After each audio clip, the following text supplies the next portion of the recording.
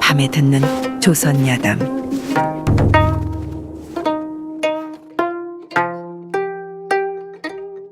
이보게 얼른 국밥 한 그릇 내주시게. 네, 나으리. 조금만 기다리십시오. 이름 한자 새길 적에 뜻을 품었건만 세월간이 바람되어 흩어질까 두렵네. 허나 마음 지키리니 이름 또한 길리라. 재미있는 시네.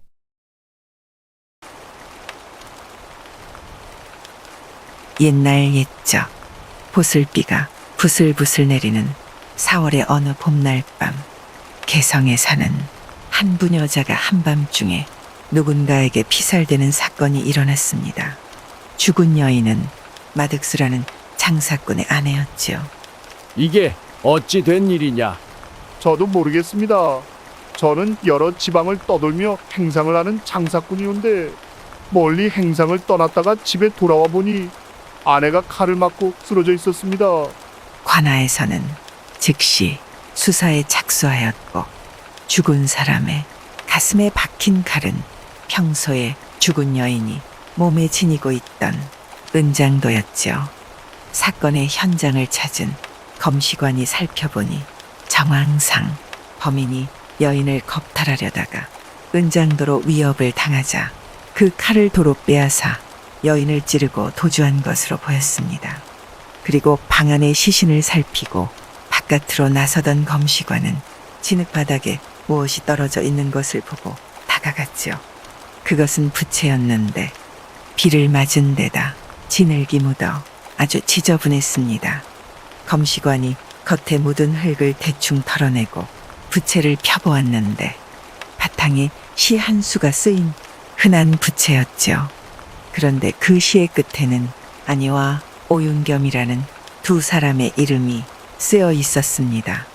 그러니까 그것은 안희라는 사람이 자신의 시 한 수를 써서 오윤겸이라는 사람에게 선물한 부채였던 것이죠.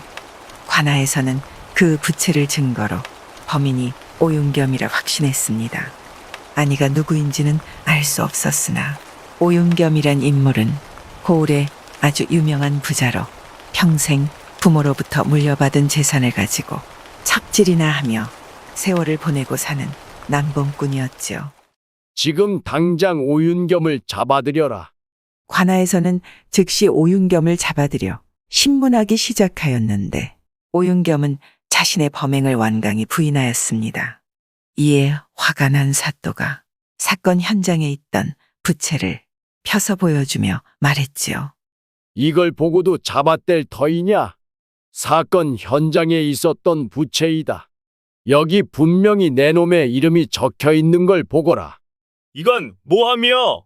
나는 저 부채를 본 적도 선물로 받은 적도 없고 더욱이 나는 안희가 어떻게 생긴 사람인지도 모르오. 아니 이놈이. 사또는 보졸들에게 명하여 즉각 오윤겸에게 고문을 가하기 시작했습니다. 그러나 오윤겸은 거의 초주검이 되다시피 하면서도 자백을 하지 않았는데 사실 오윤겸은 그 살인사건과는 전혀 무관한 사람이었지요.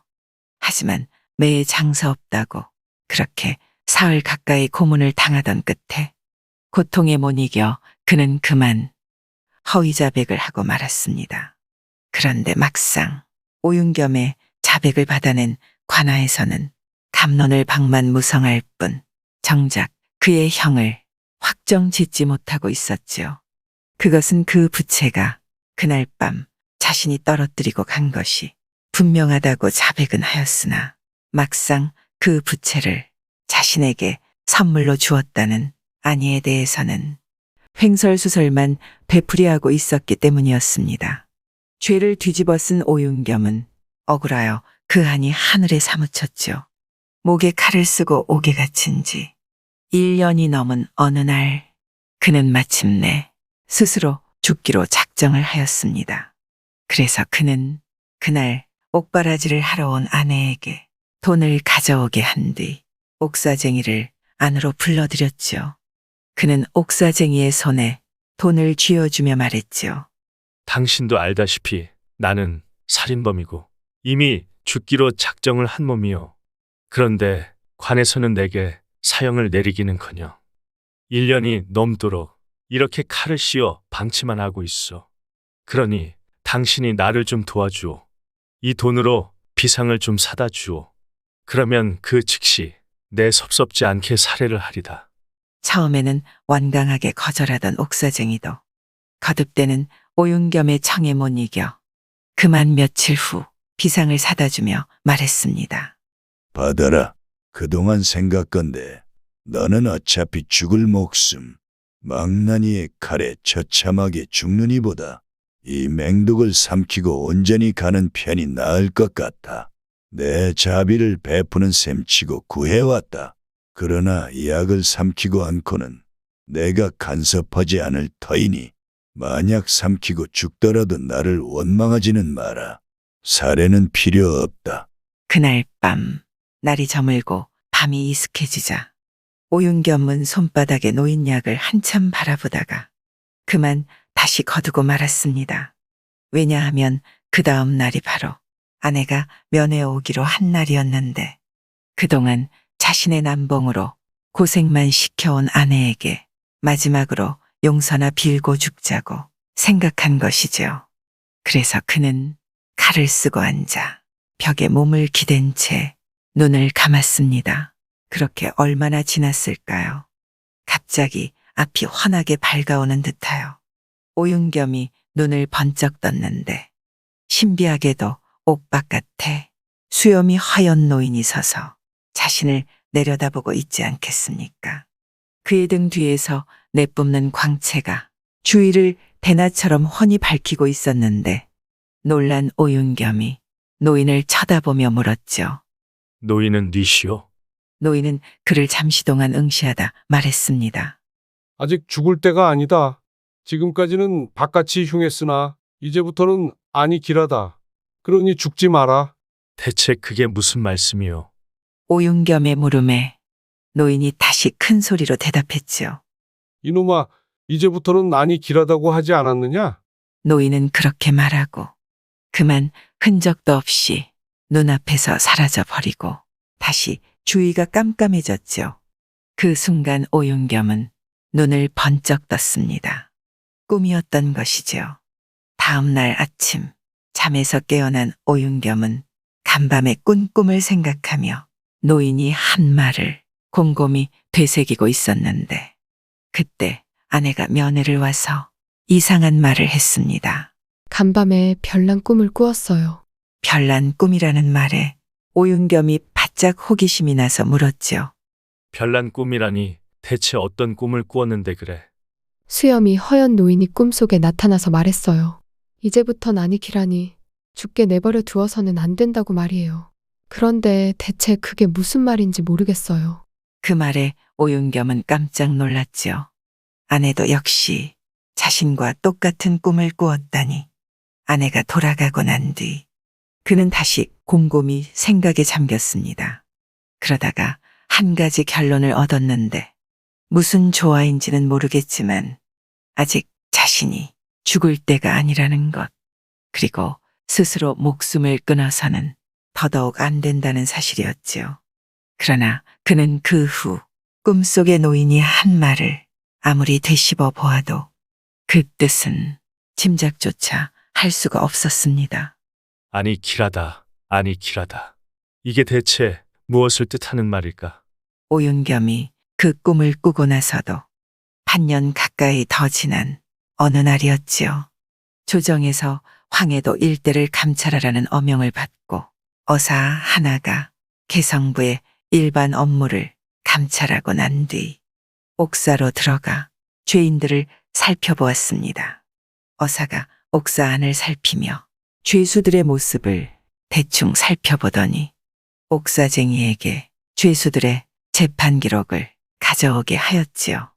그리고 그는 밤이 이슥하도록 그 옥사에 앉아서 기록을 들여다보고 난 뒤 다음 날 날이 밝자 몇몇의 죄수들을 불러내어 직접 신문을 하기 시작했습니다. 마침내 오윤겸의 차례가 되어 어사가 살인의 증거물로 채택된 부채를 펴보며 물었습니다. 이 부채를 아니에게 받았다는데 아니란 자는 대체 어디에 사는 누구인가? 저는 아니가 누구인지 전혀 모릅니다. 모르는 사람에게 부채를 선물로 받았다는 게 말이 되는가? 오윤겸이 답답한 듯 대답 없이 고개를 들어 천장만 쳐다보니 어사는 잠시 그 표정을 찬찬히 뜯어보다가 다시 물었죠. 그대가 마득수의 아내를 죽였는가? 오윤겸은 역시 대답이 없었습니다. 그러자 어사는 옥사쟁이에게 일러 오윤겸의 목에 생칼을 풀게 하고 난 후 명했습니다. 저자를 옥에서 내어 당분간 관노의 방에 머물게 하라. 그리고 오늘부터 이 사건은 본관이 다시 조사하겠다. 이렇게 하여 마침내 오윤겸은 옥에서 풀려나 어사의 재조사가 끝날 때까지 관노의 방에 머물게 되었습니다. 그런데 다음 날 이 소문을 들은 마득수가 관하로 달려와 항의했지요. 이게 무슨 날벼락이오? 저런 흉악범을 인연이 가까워져 오도록 살려두고 있다가 이제는 옥에서마저 풀어주다니 이런 경우가 어디 있어? 그러자 어사가 화를 벌컥 내며 마득수에게 말했습니다. 그대는 목을 하나 베어서 이 사건을 끝내겠는가? 아니면 진범을 잡아서 죽은 부인의 원혼을 달래겠는가? 어느 쪽인가 둘 중 하나를 택하라. 생목숨 하나를 끊어서 그대의 가슴에 맺힌 분이나 풀겠다면 내 당장 오윤겸의 목을 베리라. 어사의 주상 같은 호통의 마득수는 그만 자리를 물러나고 말았고 어사는 그 자리에서 관속에게 명했습니다. 지금 당장 송산으로 가거라. 그 초입에 보면 주막이 하나 있을 터인즉 그 주인 되는 자를 불러들여라. 다음 날 송산 나루터 주막의 주인이 소환되어 오자 어사가 그에게 물었습니다. 언젠가 그대의 주막에 들렀다가 보니 이 노란 자의 시 한 수가 벽에 붙어 있었다. 이 노란 자가 누구이며 언제 쓴 시더냐? 옛날이. 그러니까 재작년 이맘때 웬 선비 두 분이 와서 술을 마시다가 그중 한 분이 취중에 쓴 시인데 그분의 성함이 정말 이인로인지 아닌지는 소인도 확실히 알 길이 없습니다. 다만 제가 어디에서 오신 분들이냐고 묻자 두 분 다 문산에 산다는 말만은 또렷이 들은 기억이 납니다. 어사는 주막 주인을 돌려보내고 난 뒤 문산을 다 뒤져서라도 이 노란 자를 꼭 잡아들이라고 다시 명했습니다. 그로부터 며칠 후 다시 이 노란 선비가 포박을 당한 채 포졸들에게 끌려왔고 어사가 그에게 냅다 호통을 쳤습니다. 네 이놈! 선비란 자가 남의 유부녀나 엿보고 그것이 여의치 않자 살인까지 저지르다니 그러고도 내 놈이 그를 하는 선비이며 무사하기를 바랐더냐? 그러나 이 일로는 온몸을 틀어 몸부림을 치며 억울하다고 소리를 질렀습니다. 그러자 어사는 부채를 펴서 이인로의 눈앞에 던져주며 다시 호통을 쳤지요. 헛소리 마라 이놈! 이것이 바로 살인의 현장에서 떨어뜨린 내 놈의 부채다. 똑똑히 보아라. 거기에 쓴 시가 바로 내가 송산의 주막에서 쓴 바로 그 시다. 그런데 이놈, 너는 어째서 아니라는 가명을 거기에다 썼느냐? 이인로가 그 부채를 잠시 들여다보다가 말했습니다. 나리의 말씀대로 이 부채의 시는 분명히 제가 그날 송산의 주막에서 쓴 시가 맞습니다. 그러나 나리가 객점에 그 시를 자세히 보셨다면 아실 것입니다. 이 시의 필체는 저희 것이 아니고 보다시피 바로 이 아니가라는 자의 글씨입니다. 그놈이 저의 시를 자신의 시로 위장하여 이 오윤겸이란 자에게 준 것이 분명합니다. 이인로의 말에 어사는 한동안 고개를 끄덕이더니 한결 음성을 누그러뜨리고 물었지요. 너는 혹 아니라는 자를 알고 있느냐? 이인로가 머리를 흔들어 모른다고 대답하자 어사가 다시 물었습니다. 아니란 자가 누구인지는 알 수 없다. 그렇다면 너의 시를 외워서 베껴 쓸 정도이면 아무래도 내 주위에 있는 사람일 게 분명하다. 그렇지 않느냐? 그 자가 아니라는 이름을 빌려서 쓸 수도 있지 않겠느냐? 그러니 다시 한번 그 부채의 글씨를 자세히 들여다보아라. 내가 보기에 그게 대체 누구의 필체 같으냐? 이인로가 다시 허리를 숙이고 바닥에 떨어진 부채의 글씨를 요리조리 뜯어보다가 마침내 얼굴을 들고 말했습니다. 제 짐작이 맞는다면 이 글씨는 이곳 개성에 사는 선비 최원우의 필체와 비슷합니다. 이인로의 진술을 들은 어사는 일단 그를 방면하고 난 뒤 개성에 사는 최원우를 잡아들이게 하였습니다. 다음 날 포박을 당한 최원우가 포졸들에게 끌려와 관아의 마당에 무릎을 꿇었지요. 어사는 이인로에게 했던 것처럼 처음부터 냅다 호통부터 치고 난 뒤 탁자에 놓인 부채를 그의 눈앞에다 집어 던졌습니다. 그런데 그 부채에 쓰인 시를 한번 힐끗 바라보던 최현우가 이렇게 말했지요. 맞습니다. 나리, 이 시는 분명히 제가 제 손으로 쓴 것입니다. 그러나 나리, 그렇다고 해서 제가 그 여인을 죽였다는 근거는 대체 어디에서 나온 것입니까? 최원우의 당당한 모습에 어사가 한번 빙그레 웃더니 말했지요. 그래, 그렇다면 됐다. 내 너를 살인범으로 모는 것이 아니라 그 부채에 쓰인 안이란 사람을 찾고자 하기 위함이다. 너는 왜 이인로의 시를 안이라는 가명으로 썼으며 그것도 내가 선물하지도 않은 오윤겸의 이름은 왜 거기에다 써넣었느냐? 또 실제로 내가 그 부채를 선물한 사람이 누구냐? 어사의 말에 최원우는 어이가 없었는지 픽 한 번 미소까지 지어 보이며 대답했습니다. 무슨 말씀인지 알아들었습니다. 나리, 이 부채는 제가 누구에게 주려고 쓴 것이 아니라 대장장이 박가놈의 부탁을 받고 써준 것인데 시는 그자가 어디에선가 미리 베껴서 온 것입니다. 그러면 거기에 쓴 안이란 대체 누구며 대장장이는 왜 그 부채를 만든다고 하더냐? 제가 그자에게 듣기로는 아니는 자신의 외종 아우로서 오윤겸이란 자에게 신세에 진 것이 있었다고 합니다. 그런데 부채라도 하나 선물하려고 보니 필체가 영 시원치 않았던 모양입니다. 그래서 그 아우가 대장장이 박가에게 부탁하여 대필할 사람을 구했는데 대장장이 박가가 안면이 있는 제게 가지고 온 것이지요. 최원우의 거침없는 진술에 어사는 그 즉시 포졸들에게 명했습니다. 범인은 그 대장장이이다. 여봐라. 당장 가서 그놈을 잡아들여라. 그러고 난 후 어사는 최원우의 포박을 풀어주며 말했죠. 그대에게는 참으로 미안하다. 그러나 이 모든 게 진범을 잡기 위한 한 과정이니 이해하라. 그리고 그대는 여기에 더 있다가 그 대장장이 박가가 잡혀오면 증언이나 해주고 돌아가라. 다시 그 다음 날 대장장이 박가가 포박을 당한 채 포졸들에게 끌려왔습니다.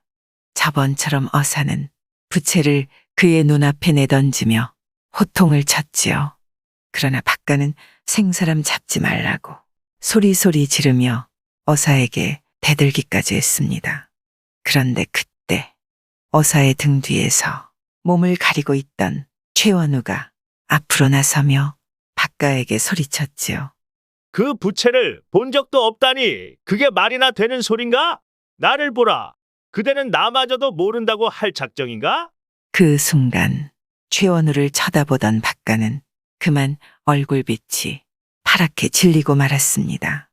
어사는 그 즉시 대장장이를 형틀에 묶게 한 뒤 포졸들에게 소리쳤지요. 저자가 자신의 범행을 낱낱이 실토할 때까지 사정을 봐주지 말고 쳐라. 뒤이어 양쪽의 선 포졸들이 번갈아가며 박가의 볼기짝에 장을 내리치니 살점이 떨어지고 피가 튀었습니다. 몇 차례 비명을 질러대던 박가가 마침내 소리쳤지요. 그만! 내 다말하리다! 어사가 그만하라 명하자 박가가 울음을 터뜨리며 말했습니다. 처음부터 죽일 생각은 눈꼽만큼도 없었습니다, 나리. 이렇게 하여 박가가 진술하기 시작했는데 그는 오윤겸에게 심한 모욕을 당한 적이 있었고 이것이 바로 사건의 단초가 되었던 것이죠. 그러니까 사건이 있기 한두어 달 전 오윤겸은 박가의 대장간에 말을 타고 와서 말굽의 편자를 갈아달라고 맡기고 갔지요. 그래서 그는 오윤겸의 말에 편자를 갈아 끼우고 난 뒤 말 한 장이 헤어진 것을 보고 말에서 내렸다가 잘못하여 그만 그 안장의 절반을 불에 태워 먹고 말았습니다. 박가가 당황하여 눈앞이 노래져 있는데 그동안 친구들과 어울려 술을 마시고 온 오윤겸이 화가 잔뜩 나서 박가에게 욕을 하기 시작했지요. 야, 이놈아! 편자만 갈아 끼우라고 했지. 내가 언제 너 보고 말 한 장까지 손보아 달라고 했더냐? 박가는 두 손으로 싹싹 빌며 용서를 구했지요. 잘못했습니다, 나리. 저한테 2달의 말미만 주십시오. 그러면 그 사이 제가 무슨 수를 써서라도 새 안장을 마련하여 가져다 드리겠습니다. 그러자 술이 거나하게 취한 오윤겸은 역시 소문난 부자에다 남봉꾼답게 말했지요. 그럴 것 없다. 내가 오늘 내 말 한 장이 되어 집까지 나를 좀 태워다 다오. 그러면 이 일은 그만 없던 걸로 하겠다. 오윤겸의 제의에 대장장이 박가는 자존심이 상했지만 비싼 안장 값을 생각하면 길어야 한두어 식경이면 끝난다 싶어서 냉큼 말에 올라타고 엎드렸습니다. 그러나 그의 등에 올라탄 오윤겸은 바로 집으로 돌아가지 않고 한나절 가까이나 온저작거리를 헤집고 돌아다녔지요. 그러다가 그 모습을 보고 웃는 사람들을 만나면 말했습니다. 새로 장만한 내 안장이요. 원래는 이놈의 가죽을 벗겨서 얹고 다녀야 하지만 이놈이 그렇게는 못한다고 해서 이렇게 그냥 통째로 엎어놓고 다니는 거요. 그 말에 사람들은 모두 죽는다고 배꼽을 잡고 웃었고 오윤겸의 엉덩이에 깔려 끙끙대는 박가를 보며 저마다 한마디씩 했지요. 저자가 풀무질만 열심히 하는 줄 알았더니만 남의 말 한 장 노릇도 곧잘 하는구나. 그러게. 내 살다 별꼴까지 다 보겠네. 산 사람이 남의 말 한 장 노릇까지 하다니 말이야. 야 이놈아, 아무리 돈도 좋지만 그 허리나 조심해라. 자칫하면 돈이고 뭐고 가네. 아직 젊은 마누라 도망갈라. 박가는 정말 죽을 지경이었습니다. 생각 같아서는 그대로 벌떡 일어나 그를 그냥 바닥에다 패대기를 쳐버리고 싶었지만 비싼 안장 값을 생각하면 차마 용기를 낼 수가 없었죠. 그렇게 꼬박 한나절을 자신의 등에 올라타고 다니던 오윤겸은 날이 다 저물어서야 내려주고 집으로 돌아갔습니다.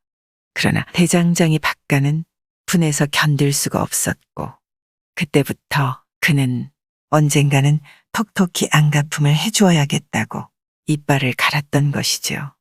그러던 어느 날 박가는 평소 은근히 마음을 두고 있던 행상 마득수의 아내를 생각하고 오윤겸을 골탕 먹일 작정을 했습니다.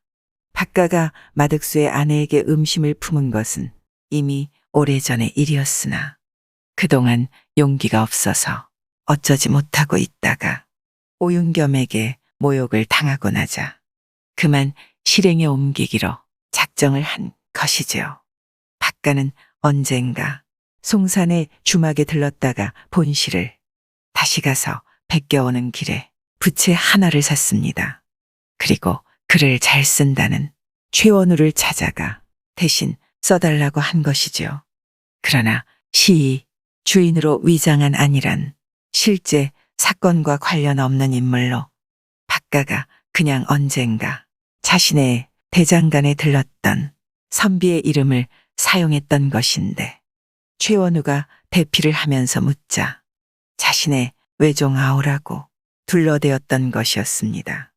그러나 그날 밤 이 모든 것을 계획하고 마득수의 집으로 들어가 그의 아내를 겁탈하려던 그는 의외로 장도까지 빼들고 완강하게 저항하는 여자를 보고는 기가 질려버렸습니다.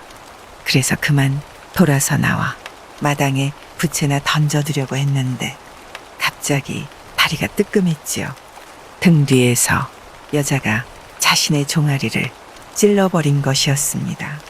발끈하여 돌아서서 여자의 칼을 빼앗은 그는 홧김에 그만 여인을 칼로 찔러버렸고 그만 가지고 간 부채를 바닥에 내던지고 냈다 도망을 친 것이었지요.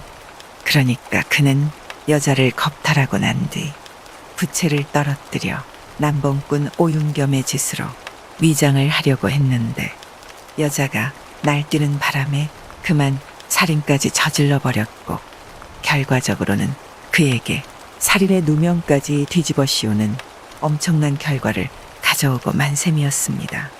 이렇게 하여 2년 가까이 끌어오던 행상의 아내 살인 사건은 어사의 재심으로 진범이 잡혔고 그동안 살인의 누명을 쓰고 갇혔던 남봉꾼 오윤겸은 마침내 다시 자유의 몸이 되었지요.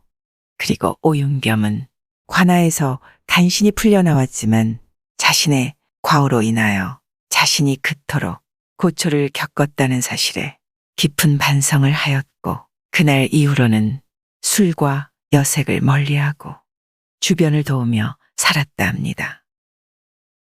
어사께서는 당시 오윤겸이 죄가 없다는 것을 어떻게 아셨습니까? 저희로서는 어사의 해안이 놀라울 따름입니다. 해안이라니요. 당치도 않습니다.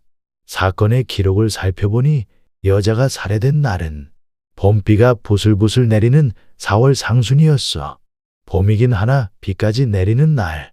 밤중이면 아직 으스스한 날이 분명한데 벌써부터 부채가 나다닌다니 좀 이상하지 않소? 더구나 남의 여자를 겁탈하러 들어간 사람이 굳이 그 경황에 부채를 가지고 가서 버리고 올 이유가 뭐겠어? 남에게 재앙을 입히려는 심사가 아니라면 말이오. 그렇지 않소? 구독과 좋아요와 함께 오늘도 좋은 날 되세요.